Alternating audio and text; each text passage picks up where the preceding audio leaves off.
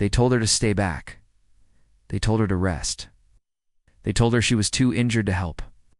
But when the night ambush hit and the base began to fall apart under the roar of gunfire, the limping nurse refused to be left behind.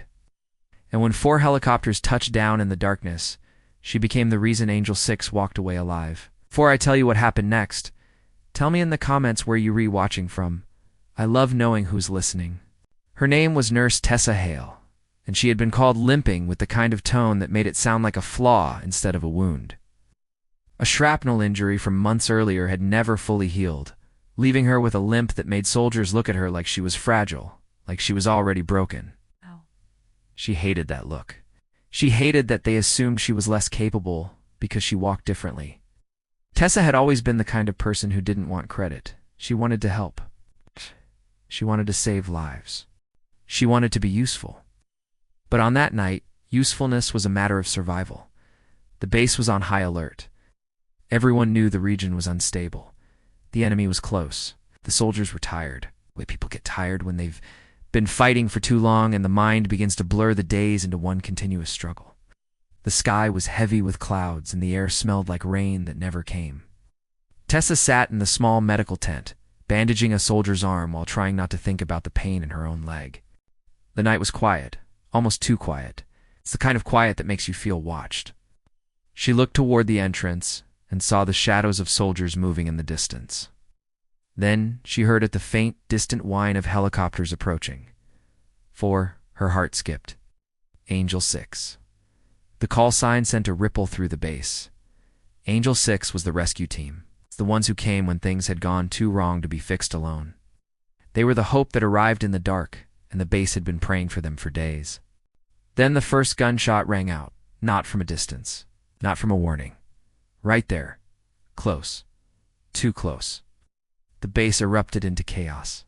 Men shouted. Boots pounded. The air filled with the smell of gunpowder and sweat. Tessa felt the ground tremble under the weight of fear.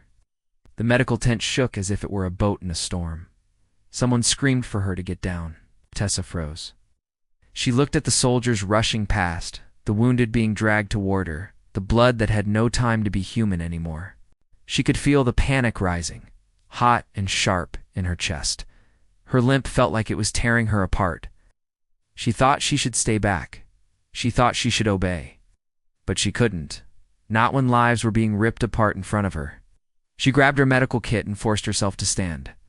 The pain shot through her leg like fire, but she stepped forward anyway, moving through the chaos with the same determination she'd used to survive her own injury. She moved toward the wounded soldiers, the ones who needed her now. The enemy was closing in. The air was thick with dust, kicked up by the helicopters landing nearby. The base was a storm of light and sound, and the soldiers' voices were sharp, like knives cutting through the darkness. Tessa could hear the whine of bullets, the snap of gunfire, the shouts of men fighting for their lives.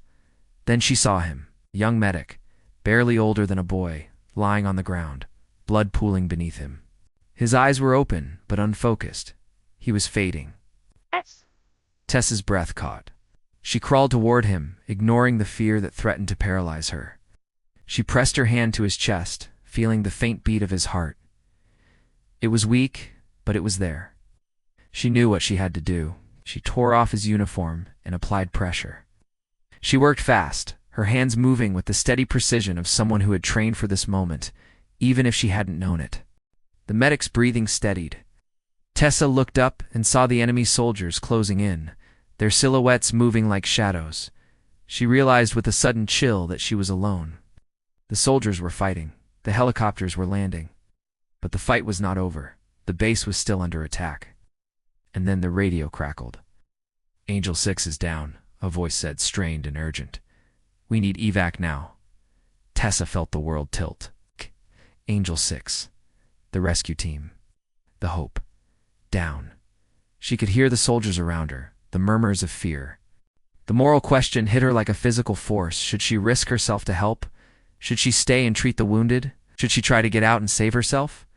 Her hands shook, but her mind stayed clear. She knew the answer. She always knew the answer. She was a nurse. She was trained to care for the wounded even when the world was falling apart. She ran, not away, toward toward the landing zone, where the helicopters were touching down, where the soldiers were dying, where the line between life and death was thin enough to cut with a knife. She saw the first helicopter hit the ground. Its rotors threw dust and debris like a storm. Soldiers poured out, but many fell before they could even reach cover. The enemy was relentless, their bullets slicing through the night with cruel precision. Tessa moved through the chaos, pulling wounded soldiers toward the helicopter. She ignored the pain in her leg, the fear in her chest, the way her hands trembled. She treated them with quick, decisive care tourniquets. Pressure. Stabilization, then dragged them into the helicopter, one after another. The second helicopter landed, then the third, and the fourth. 4 helicopters, arriving like angels in the night, but they were not enough. The base was bleeding. The enemy was still pressing. Tessa realized something that made her stomach drop. The helicopters were there, but the soldiers needed more than rescue. They needed a reason to keep fighting. They needed hope. She looked around and saw the soldiers watching her, not because she was a nurse, not because she was injured, because she was still moving, still fighting, still refusing to give up. Her limp didn't matter anymore. She became the heart of the base. And when the final helicopter lifted off with the last wounded soldier, the enemy finally retreated. The night grew quiet again, as if the world had exhaled. The base was saved, but not without cost. Tessa collapsed afterward, exhausted and bleeding, her body trembling with relief and shock. Soldiers gathered around her, their faces wet with tears they didn't bother to hide. They didn't call her limping anymore. They didn't see her as fragile. They saw her as the reason they lived. The commander approached her, his eyes full of gratitude and respect.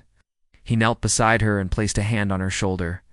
"You should have stayed back," he said softly. Tessa smiled, weak but proud. "I couldn't," she whispered. "Not when they needed me." The base was quiet now, the sky turning gray with dawn. Tessa looked toward the horizon, remembering the fear, the noise, the way the night had tried to swallow them all. She thought about the men she had helped, the lives she had saved, the ones she couldn't.